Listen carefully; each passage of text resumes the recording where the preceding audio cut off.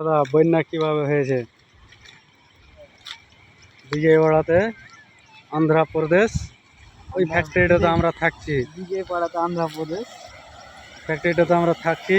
এই পাহাড় পাহাড় পাহাড় ঘোড়া আসলাম। এটা আমার শ্বশুর হলো, ধরতে গেছে, মহিলা কাটছে।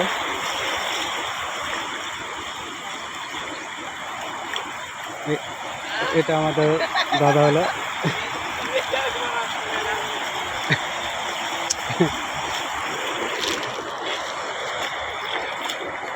জলের জল জলের জল জলের সাথে পানি দেওয়া হোক। দেখেন দাদারা ভাইরা, দেখেন কত জল, সব বৃষ্টিতে ভরে গেছে, সব বন্যা হয়ে গেছে।